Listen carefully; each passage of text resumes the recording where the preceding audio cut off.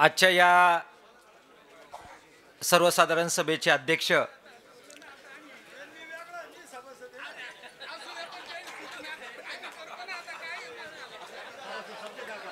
कारखान्याचे चेअरमन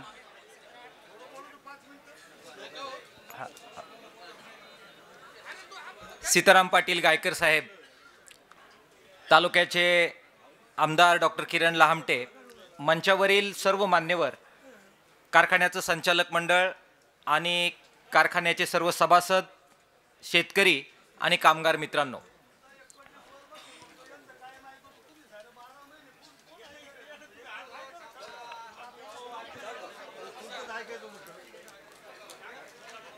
आज या सर्वसाधारण सभेमध्ये शांतपणे जरा ऐका, जरा 2 मिनिट आजितराव बोला. या सर्वसाधारण सभेमध्ये गेल्या 30 वर्षामध्ये सर्वसाधारण सभेमध्ये बोलण्याचा हा माझा पहिलाच योग आहे.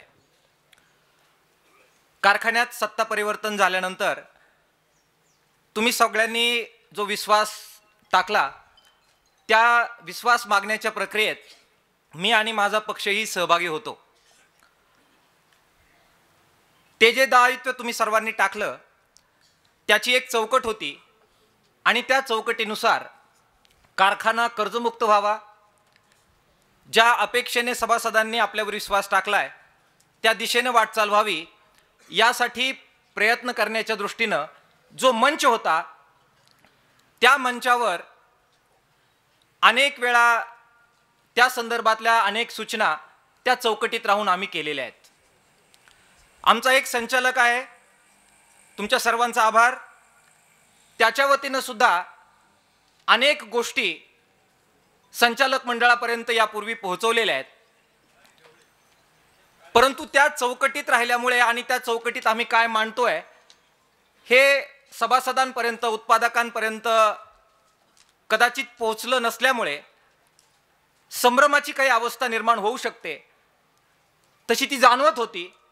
आणि म्हणून काही गोष्टी अत्यंत मुद्देसूद, मला माहिती आहे वेळ झालेला आहे, अत्यंत पिन पॉईंट सभासदांना माहीत व्हाव्यात म्हणून आपल्या पुढे बोलणार आहे. या सगळ्या सभेत सर्वांनी मागचा गळीत हंगाम यशस्वी केल्याबद्दल संचालक मंडळाचं, सत्ताधाऱ्यांचं, कामगारांचं आणि शेतकऱ्यांचं अभिनंदन केलं.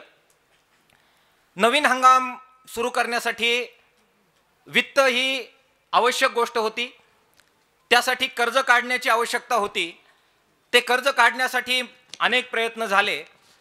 ज्यांनी ते प्रयत्न केले, ज्यांनी ते कर्ज दिलं आणि त्यामुळे नवीन हंगामासाठी वित्त उपलब्ध झालं, या सगळ्या प्रयत्नात ज्यांनी भागीदारी केली त्यांचं सुद्धा अभिनंदन तुम्ही सर्वांनी केलेलं आहे. मी त्यांचं अभिनंदन करतो. या सगळ्या प्रक्रियेत कामगारांनी आतोनात त्याग केलेला आहे. अनेक दिवस त्यांनी पगार न घेता काम केलेलं आहे. तुम्ही सर्वांनी त्यांचं अभिनंदन केलं. कामगार आणि शेतकरी या दोघांच्या मदतीशिवाय हा कारखाना चालू शकणार नाही हे वास्तव आपण सगळ्यांनी स्वीकारलं, त्याबद्दल सुद्धा मी तुमचं अभिनंदन करतो. अहवालावर बोलायला पाहिजे, मी मुद्दे काढलेत, वेळ तेवढा नाही आहे, त्यामुळे फक्त ॲक्शन प्लॅनच्या बद्दल 4 गोष्टी सांगून मी खाली बसणार आहे.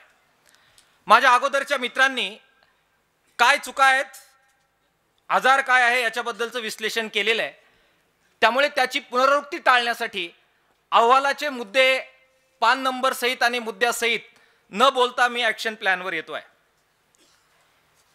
3च गोष्टीचा विचार आम्ही गेली अनेक वर्ष आतल्या संचालक मंडळाच्या पार्श्वभूमीवर ज्या बैठका झाल्या त्यात मांडत आलेलो आहे. त्याचा आधार काय आहे? सत्तेवर आल्यानंतर या कारखान्याचं नक्की काय दुखणं आहे याचा निदान करण्यासाठी VSIची एक टीम अकोल्यामध्ये आली. अजित पवारांनी विशेष प्रयत्न करून ती टीम पाठवली आणि ह्या कारखान्यात नक्की काय बिनसलंय याचा शोध घेतला. त्यांनी जो VSIने शोध घेतला त्या आधारावर त्यांनी काही रिकमेंडेशन्स केल्या. त्या रिकमेंडेशनचा आमच्या बुद्धीप्रमाणे सहकारात अनुभव तितकासा नाही हे मान्य करून सुद्धा आम्ही अभ्यास केला आणि आमच्या आकलनाप्रमाणे आणि व्हीएसआयने जे काही सूचना केल्या त्याच्या प्रकाशामध्ये निवडणूक झाल्यानंतर आणि सत्ता आल्यानंतर 3 महिन्याच्या आत एक ॲक्शन प्लॅन तुम्हाला सादर केलेला होता. या ॲक्शन प्लॅनची तशीच्या तशी कॉपी आज मी परत या ठिकाणी घेऊन आलेलो आहे. या ॲक्शन प्लॅनवर तो परिपूर्ण नाही, पण काही एक फ्रेमवर्क होती, त्याच्यावर काम व्हावं अशी आमची अपेक्षा होती. कारखान्याच्या चालू राहण्याच्यासाठी काही अडथळा आमच्याकडून येता कामा नये याचं आकलन कम्युनिस्ट म्हणून आम्हाला आहे. सहकार ही वेगळी गोष्ट असते आणि सरकारशी लढाई वेगळी गोष्ट असते याचं आकलन आहे. म्हणून ह्या ॲक्शन प्लॅनच्या बाबत मीडियामध्ये येऊन आम्ही बोललो नाही, जाहीरपणाने बोललो नाही, परंतु चौकटीमध्ये तुम्हाला याबद्दल सांगितलेलं होतं. पण त्याचा परिणाम असा व्हायला लागला की सभासदांना वाटायला लागलं की हेही त्यांच्यात सामील झाले की काय, आणि म्हणून नाविलाजास्तव याबद्दल काही स्पष्ट भूमिका आज सगळ्यांच्या पुढे मांडण्याची वेळ आलेली आहे. मध्यंतरी हा सगळा जो काही मांडण्याचा प्रवास आहे तो खंडित झाला, आमचं येणं कमी झालं आणि स्वाभाविकरित्या ते येण्याला इथे बसलेले जे काही वर लोक आहेत मानिक राहून काम करतो. मध्यंतरी गुलाबी वादळ राज्यामध्ये आलं. गुलाबी वादळामध्ये आमचं जे अगोदरचं जे काही बनलेलं होतं ते सगळं विस्कटलं गेलं. आमच्यातले बरेच जण गुलाबी वादळाबरोबर गेले, आम्ही लाल वादळाबरोबर राहणं पसंत केलं आणि त्याच्यामुळे ह्या ॲक्शन प्लॅनवर तुम्ही काय करावं काय करू नये याबद्दलचा संवाद आमच्याकडूनच थांबला. तो थांबवणं आम्ही योग्य समजलं. तुम्हाला चांगले मोठे दादा मिळाले असताना आमच्यासारख्या छोट्या माणसाला फार काही त्याच्यात व्हॅल्यू आहे असं न वाटल्यामुळे आमच्या ह्या सूचना आम्ही स्थगित केलेल्या होत्या, पण आज त्या मला जाहीरपणानं परत एकदा करायच्या आहेत. 3च मुद्दे आहेत, संपवणार आहे. एक, विजय देशमुखांनी जो मुद्दा मांडला त्या मुद्द्याचा पुनरुच्चार अनेक लोकांनी केलेला आहे. व्हीएसआयनेही त्या मुद्द्याचा पुनरुच्चार केलेला होता, मी त्याच्याशी सहमत आहे. ही चूक झालेली आहे. कारखाना कार्यक्षेत्रात पुरेसा ऊस नव्हता, उपलब्ध होण्याच्या मर्यादा भौगोलिक परिस्थितीमुळे होत्या. असलेली क्रशिंग कॅपॅसिटीमध्ये सुद्धा तालुक्याचा ऊस क्रशिंग होऊ शकला असता, तरी सुद्धा कारखान्याचं एक्सपान्शन केलं गेलं, त्यासाठी कर्ज काढलं गेलं आणि त्यामुळे कारखान्याचा ब्रेक आणि इव्हन पॉइंट हा एक्सटेंड झाला आणि त्याचे वाईट परिणाम आज तागायत आपल्याला भोगावे लागतायत. ही विजय देशमुखांनी आणि अगोदरही अनेक लोकांनी मांडलेली गोष्ट ही मला सुद्धा मान्य आहे, हे नम्रपणाने मी सांगतो. ही चूक झालेली आहे, ही बिलकुल चूक झालेली आहे, परंतु ती चूक दुर्दैवानं इरिव्हर्सिबल आहे. ही दुरुस्त करण्याच्या येण्याच्या पलीकडची आहे आणि व्हीएसआयने सुद्धा त्याच्याबद्दलचं आपलं मत नोंदवलेलं आहे की आता परत 3500 वर गेलेली क्रशिंग कॅपॅसिटी तुम्हाला आता 2500 टनावर आणता येणार नाही. हे वास्तव आपल्याला स्वीकारूनच प्रश्नाला भिडावं लागेल. मग प्रश्न उपस्थित होतो की यावर उपाय काय, तर स्वाभाविकरित्या आता हत्ती जर आणला आहे तर त्याच्या चाऱ्याची व्यवस्था आपल्याला करावी लागेल. कार्यक्षेत्रात आणि कार्यक्षेत्राच्या बाहेर त्याच्या चाऱ्याची व्यवस्था म्हणजे ऊसाची व्यवस्था करावी लागेल. हा एकच मुद्दा त्या संदर्भात शिल्लक राहतो.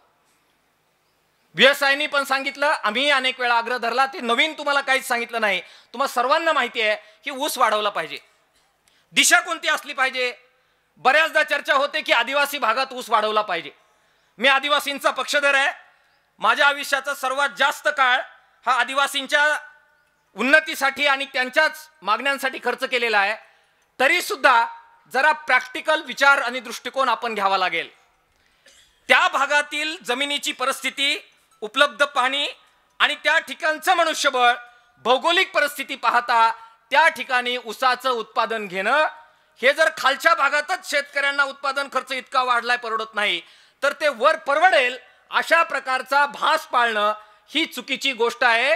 हे आपण सर्वांनी जितक्या लवकर समजून घेऊ तेवढ्या लवकर योग्य होणार आहे. तिथे हिरडा चांगला पिकतो तर हिरड्यावर प्रक्रिया करणारे उद्योग व्हावेत.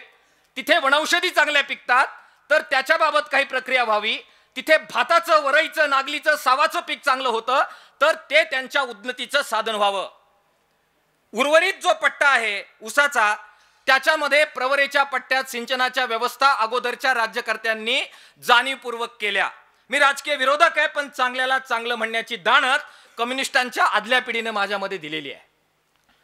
प्रवरा पट्ट्यामध्ये त्या उपाययोजना झाल्या आणि त्यामुळेच काही प्रमाणामध्ये ऊस ह्या पट्ट्यात वाढला. परंतु तीच बाब मुळेच्या पट्ट्यामध्ये पाणी वाटपाच्या भानगडीमुळे होऊ शकलेली नाही आणि त्यामुळे मुळेच्या पट्ट्याचं पाण्याचं पुनर्वाटप होणं हे ऊस उत्पादन वाढवण्यासाठी आवश्यक गोष्ट आहे. ही बाब राज्यकर्त्यांनी, तुम्ही, आम्ही सगळ्यांनी समजून घेण्याची आवश्यकता आहे. आढळेचं खोरं हे पाण्याच्या दृष्टीनं तुटीचं क्षेत्र आहे. केवळ 1 TMC पाणी आढळ्याच्या खोऱ्यामध्ये साठतं.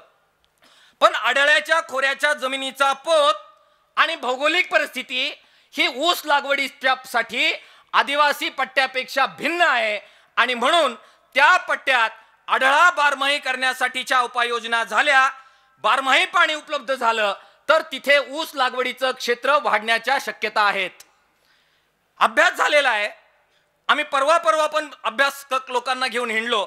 माझ्या अगोदरच्या राज्यकर्त्यांनी सुद्धा त्याच्यावर काम केलेलं आहे. आम्हीच केवळ फार काही शोध लावला अशातला आमचा दावा नाही. पण त्याला अधोरेखित करून मला पुढे जायचं आहे की बिताका वळणचर 300-350 MCFT पाणी उपलब्ध होऊ शकतंय.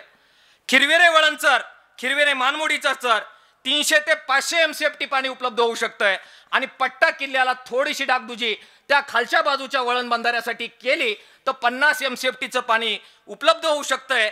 बेरीज जर केली तर आढळेत जेवढं पाणी आहे तेवढं पाणी वरच्या भागात उपलब्ध होऊ शकेल आणि त्यातून काही प्रमाणात ऊसाचं क्षेत्र वाढू शकेल.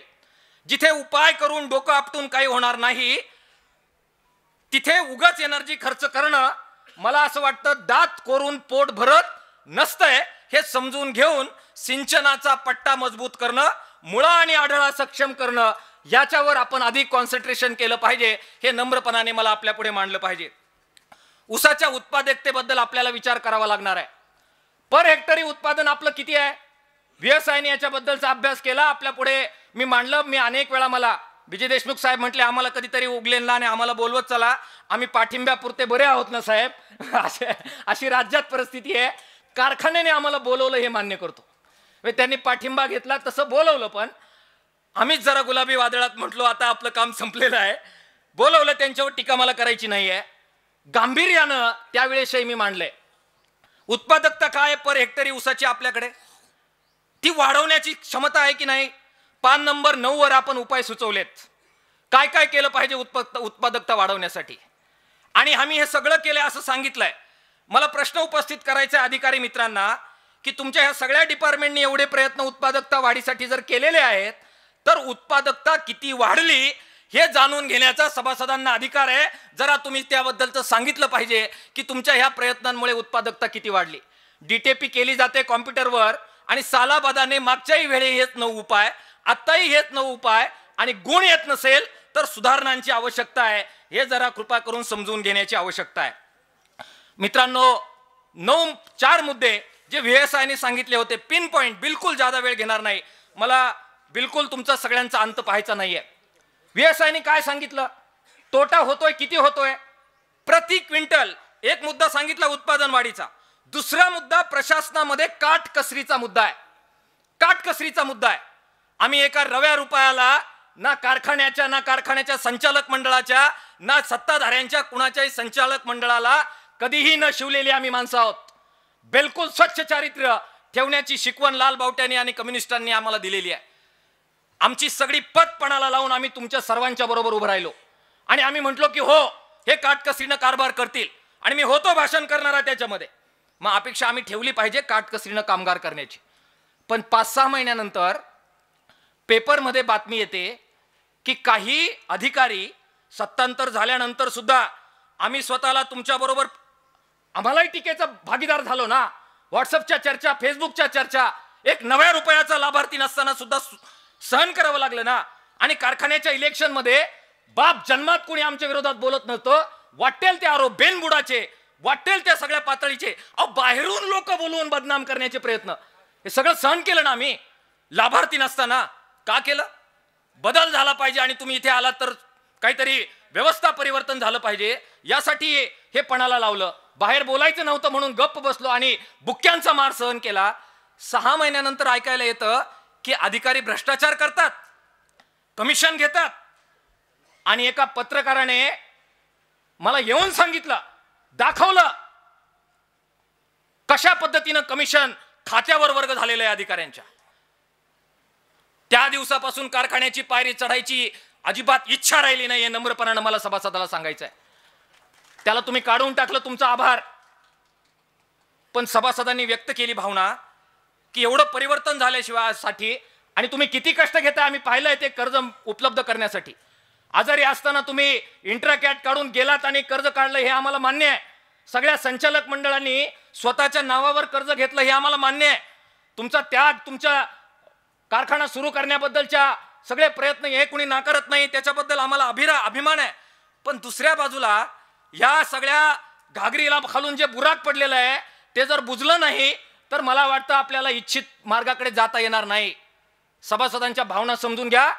कोण भ्रष्टाचारी होते, कोण घागरीचे शुक्राचार्य आहेत बुराक पडलेले, चौकशी झाली पाहिजे, कारवाई झाली पाहिजे आणि वसुली झाली पाहिजे, ही आमची मागणी आहे. त्या बाबतीमध्ये आपण विचार करा. निलंबित करणं हा फक्त उपाय होऊ शकणार नाही. म्हटलो काटकसर सर्व पातळीवर झाली पाहिजे. VSIने काही मुद्दे सांगितलेत, कुठे चुकतंय जाहीरपणाने बोलण्याची आज वेळ आली म्हणून सांगतो. ऊस बेनं जे आहे, VSIने सांगितलं 265 आपण लावतोय, त्याची उत्पादकता कमी आहे आणि उत्पादकता त्याचं वजन जादा येत असलं तरी त्याच्यातून क्रसिंग होणारी साखर कमी आहे आणि म्हणून त्यांनी रिकमेंड केलं की याच्यामध्ये बदल करण्याची गरज आहे. 9 मुद्दे दिलेत साहेब तुम्ही अहवालात, परंतु आमच्या शेतकी खात्याला मला विचारायचं आहे की याच्याबद्दल आज 3 वर्षामध्ये नक्की 86-032 आणि 18-125 बद्दलची शिफारस तुमची मागच्या सर्वसाधारण सभेला मी आलो नाही गुलाबी वादळामुळे, पण त्याच्या अगोदरच्या सभेला हा निर्णय घेतला ना आपण. मग त्याची वाढ होण्यासाठी या 8 मुद्द्यामध्ये तुम्ही समावेश केला होता. किती वाढ झाली हे जाणून घेण्याचा सभासदांना अधिकार आहे. झालेली नाही ही वस्तुस्थिती आहे. खरेदी किंमत जी आहे ऊसाची प्रतिटन, विजय साहेब, प्रतिटन ऊसाची जी खरेदी किंमत आहे राज्याच्या सरासरीच्या तुलनेत, VSIचा अहवाल आहे, अजित नवले काय सांगत नाही, 312.74 रुपये च्या पेक्षा किफायतशीर दराने तुम्ही ऊस खरेदी केला सरासरीपेक्षा, असं शिफारस तुम्हाला मिळाली. तुमचा आभार आणि अभिनंदन. चांगलं केलं, जरा फायदा केला तुम्ही. 312 रुपये किफायतशीर दराने तुम्ही ऊस खरेदी केला, पण तोडणी वाहतूक खर्चाच्या बद्दल बाहेरून ऊस आणावा लागल्यामुळे आपल्याला राज्याच्या सरासरीच्या तुलनेत 77.74 रुपये प्रति टनासाठी एक्स्ट्रा खर्च करावे लागले. हे सुद्धा त्याच्या खालच्या ओळीत नमूद आहे. खरेदी कर जो दिला त्याच्यामध्ये 5.43 रुपये हे अधिकचे आपल्याला खर्च करावे लागले, हे त्याच्यामध्ये मेन्शन केलेलं आहे. जे काही VSIने पॉइंट दिले होते याच्यावर काम करण्याची आवश्यकता होती. मनुष्यबळ जे झालंय त्याच्यामध्ये खर्च जो झालेला आहे राज्याच्या तुलनेत मनुष्यबळावर 276 रुपये जास्त आपले प्रति टन खर्च होत आहेत. मनुष्यबळ म्हटलं की आपल्याला कामगार आठवतो आणि रोजंदारी कामगारावर आपण टीका करून मोकळे होतो. परमनंट न झालेल्या कामगारांवर आपण टीका करून मोकळे होतो, परंतु ज्यांच्या खात्यामध्ये कमिशनचे पैसे आले त्यांच्याबद्दल मात्र त्यांना आपण निलंबित करून सोडून देतो. हा न्याय नाहीये, हे मला नम्रपणाने इथे सांगितलं पाहिजे. कारवाई झाली पाहिजे आणि त्याचबरोबर हे 274 रुपये जे इथे खर्च होत आहेत याच्यावर व्यवस्थितपणाने तो कसा कमी करता येईल आणि गरीब कामगारांना बळी देऊन नव्हे, त्यांना हुद्दे अजून दिलेले नाहीयेत, ते रोजंदारीचे कामगार इंजिनियरच्या पॉइंटवर काम करताना आपल्याला दिसत आहेत, त्यांचं पोट आणि अधिकार मारून नव्हे, ज्यांचं जादा भरलेलं आहे त्यांचं काही कमी करता येईल का असा प्रयत्न करून ह्या मनुष्यबळाचा खर्च कमी केला पाहिजे, ही नम्रपणाची विनंती या अगोदरही केली आहे. आज विजय साहेब नाविलाजाने जाहीरपणाने मला करावी लागते. कॅश कन्व्हर्जन कॉस्टच्या बद्दल VSIने आपलं लक्ष वेधलेलं आहे. कॅश कन्व्हर्जन कॉस्ट ही आपल्या राज्याची जी आहे ती राज्याची कॉस्ट 596.27 रुपये आहे प्रति टन. 596.27. आपल्या कारखान्याची किती आहे? आपल्या कारखान्याची प्रति टन कॅश कन्व्हर्जनची कॉस्ट 916.97 रुपये प्रति टनाची आहे. आणि हे आकडे हे अजित नवलेचे नाही. मला जरा ह्या कम्युनिस्टांनी वाईट सवय लावली, पुराव्याशिवाय बोलायचं नाही. हे आकडे कारखान्यांनीच मला त्यावेळी उपलब्ध करून दिले होते, गुलाबी वादळाच्या पूर्वी. त्यामुळे हे ऑथेंटिक आकडे आहेत. आणि मला खात्री आहे की माझ्या प्रश्नाला काही स्पष्टीकरण देताना ही बाब की हे आकडे कुठून आले तर ते लक्षात यावे म्हणून आपल्याला सांगतोय. किती फरक पडतोय कॅश कन्व्हर्जन कॉस्ट मध्ये आमदार साहेब? प्रति टन 220.70 पैसे, 220 रुपये 70 पैसे प्रति टन. एवढा फरक राज्याच्या सरासरीच्या तुलनेत अकोल्याचा पडतोय. कमी करायला पाहिजे ना, उपाययोजना त्यासाठी करायला पाहिजे. आणि त्यासाठी बारकाईनं ऍक्शन प्लॅन जो व्यवसायाने सुचवला त्याच्यावर काम करू शकतील अशा लोकांची नियुक्ती करायला पाहिजे. मागचा अहवाल काढून बघा. मला वाटतं अहवाल असेल किंवा अजितदादांना तुम्ही जे पत्र दिलं, वाईट सवय मला लागल्यात काही गोष्टी मी ठेवतो जपून.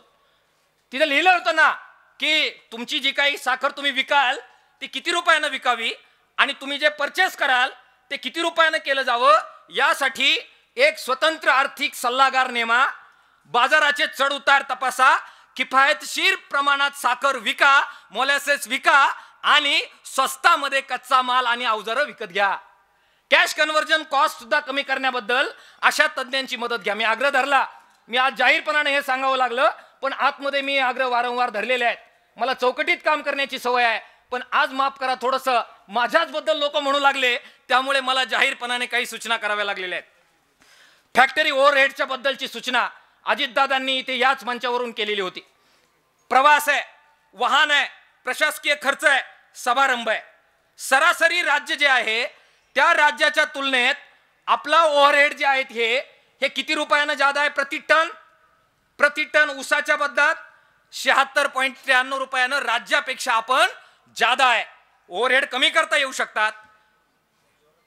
उपाययोजना त्याबद्दल करून त्याच्यामध्ये काही फरक करता येऊ शकतो. मित्रांनो, बेरीज करेल सांगेल, एका टनामध्ये याच्यावर जर काम केलं गेलं, प्रकाशराव याच्यात जर काम केलं गेलं, व्यवसाय असं म्हटली 446.54 रुपये इतका फरक प्रति टन पडू शकतो. 400-450 रुपये ऊस उत्पादकांना जादा देऊ शकतात किंवा हे उपाययोजना केल्या तर तेवढ्यानं कर्ज कमी करता येऊ शकतं. ऍक्शन प्लॅन या दृष्टिकोनातून हवा. मुद्दा नंबर 2 मी संपवला. मुद्दा नंबर 3, शेवटचा मुद्दा सरकारच्या संदर्भात आहे. काय भूमिका आहे सरकारची? तुम्ही सगळे सरकार बरोबर आहात. तुम्हाला विनंती मला करायची आहे, मला माहिती आहे राजकारणाचं मंच नाही, जे काही विश्लेषण करायचं पुढच्या निवडणुकांमध्ये करू, परंतु मला भान आहे आणि म्हणून भान असल्यामुळे कोऑपरेटिव्हला नख लावण्याची भूमिका आम्ही कधी घेतली नाही. तुम्हाला अडचण होईल असं वागलो नाही, केली करता आली तर मदत केली. आणि पण तरी सुद्धा काही सूचना मला करायच्या आहेत.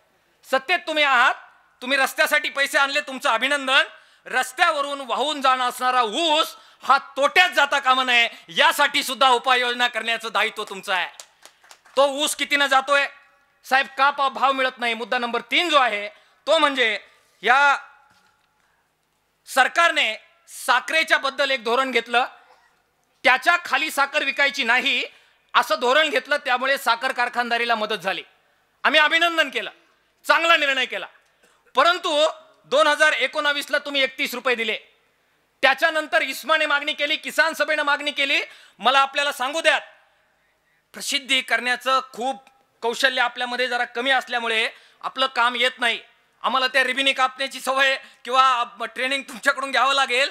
पण या शिष्टमंडळात मी होतो केंद्रीय पातळीवर आणि आम्ही गेलो आणि भेटलो की 31 रुपयात कोणतीही साखर कारखानदारी तग धरू शकणार नाही. 31 रुपये तुम्ही मिनिमम जी काही विक्री किंमत आहे साखरेची, MSP तुम्ही ठरवली, maximum selling price, minimum selling price, आणि त्याचा परिणामच झाला की त्यात वाढच केलेली नाहीये. उत्पादन खर्च वाढतोय, कन्व्हर्जन कॉस्ट वाढते, तुमचे बाकी सगळे हेड्स वाढतायत, परंतु साखरेची किंमत तुम्ही शहरी मतदारांना खुश ठेवण्यासाठी, आता तर लाडली बहीण आली आहे, लाडल्या ग्राहकांना खुश ठेवण्यासाठी आमच्या लाडल्या शेतकऱ्यांना मातीत घालण्याची भूमिका घेतलेली आहे. हे सुद्धा गुलाबी वास्तव आपण मान्य केलं पाहिजे. आणि म्हणून आमची विनंती आहे, भेटा जाऊन अमित शाह साहेबांना. आज जालिंदर वागचौरे, आप तो बहुत खुश होंगे. वो गए क्या? एक गए, वो तो बहुत खुश होंगे. ते त्यांची भाषणं मी ऐकायचो, ते म्हणायचे बाकी सगळं राहू द्या, पण आमच्या मंत्र्यांचे फोटो, आमच्या आमदारांचे फोटो तुम्ही याच्यावर छापत नाही. आता मी पाहिलं सगळ्यात मोठा तुमचाच फोटो छापलेला आहे साहेब. काय प्रॉब्लेम नाही. अमित शहा साहेबांचा फोटो आहे, झाली मोदी साहेबांचा फोटो आहे. कम्युनिस्टांचा कोणताच फोटो नाहीये, डाव्यांचा नाही, उजव्यांचा नाही. आमचं योगदान कमी आहे इथे कारखाना उभा करण्यात, शेतकरी उभा करण्यात. ते मान्यच आहे आम्हाला. आम्ही आहे ते घोषणा द्यायला काय मत ते राहू, काही हरकत नाही. बरं, आप खुश हो गए अभी? मोदी साहब का फोटो आ गया, आप आ गए क्या? आ जाओ आप आ जाओ.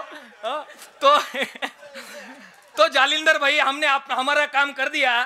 आम्ही किसान सभेचं शिष्टमंडळ घेऊन गेलो आणि तुमच्या मंत्र्यांना भेटलोय आणि इस्मानी मागणी केली आहे की आता गुलाबी ग्राहकांना खुश करण्यासाठी तुम्ही जे धोरण घेतलं त्यामुळे FRP मध्ये जी वाढ झाली आहे ती देशात देता येत नाही.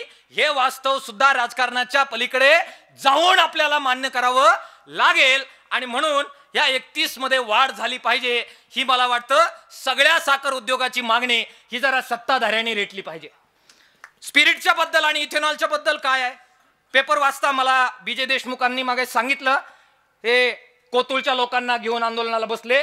साहेब, अभ्यास केल्याशिवाय मागणी घेणारे कम्युनिस्टांमध्ये जन्माला आलेले नाहीत. आणि दुधाबद्दल कोणत्या चौकात तुम्हाला कुठे चर्चा करायची मी तुम्हाला निमंत्रित करतो.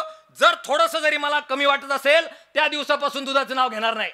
बिलकुल अभ्यासाशिवाय आणि प्रामाणिकपणाशिवाय रणांगणात उतरणं हे लाल बावट्याला जमत नाही. आपली ती चर्चेची तयारी आहे. आज हे ऊसाचं व्यासपीठ आहे, ऊसाचं व्यासपीठ आहे. इथेनॉलच्या बद्दल किती प्रचंड हेळसांड झाली या धोरणाबद्दल. अनेक वेळा बंधनं लादली गेली आणि अनेक वेळा इथेनॉल हे पेट्रोलमध्ये मिक्स करण्याचं धोरण बदललं गेलं. अनेक वेळा त्याचं ऊसाच्या रसापासून डायरेक्ट इथेनॉल करण्याच्या वर बंदी घातली गेली, बंधनं लादली गेली. गुलाबी वादळाला आम्हाला विनंती आहे, तुम्ही जरा आमचा हा संदेश राज्य पातळीवर, अमितराव, राज्य पातळीवर नव्हे केंद्रीय पातळीवर आमदार साहेब शिष्टमंडळ घेऊन जा. जिथे तुम्हाला मदत लागेल, राजकारण बाजूला, तालुका आणि सभासद म्हणून आम्हीही बरोबर उभे राहू. परंतु इथेनॉलचं धोरण धडाचं झालं पाहिजे यासाठी तुम्ही भूमिका घ्या, ही विनंती मला आपल्याला करायची आहे. मित्रांनो, मुद्दे खूप आहेत पण मला माहिती आहे की एकदम सगळं टाकून त्याचा काय फार उपयोग होत नाही. मी एवढंच सांगेल की तुमचे चांगल्या प्रयत्नांना आम्ही तुमच्या बरोबर आहोत. गायकर साहेब, तुम्ही कर्ज मिळवण्यासाठी आणि हा कारखाना चालवण्यासाठी तुम्ही तुमचं सगळं संचालक मंडळ, लोकप्रतिनिधी आणि राज्याचं सुद्धा नेतृत्व आणि मधुकर पिचडांचा सुद्धा मी उल्लेख करेल, ज्या सर्वांनी मदत केली आणि त्या तुमच्या सगळ्या प्रयत्नाला कामगारांनी जी प्रचंड साथ दिली आणि ऊस उत्पादकांनी सुद्धा झळ सहन केली. आपल्या सगळ्यांची भावना हा कारखाना चालावा अशी आहे. सगळ्यांना पुढे घेऊन जायचं आहे, टीका कमी करायची आहे, उपयुक्त सूचना करायच्या आहेत. कधीतरी आमच्याही सूचनेकडे गांभीर्यानं पहा एवढं सांगतो आणि थांबतो. धन्यवाद. इन्कलाब जिंदाबाद. लाल सलाम.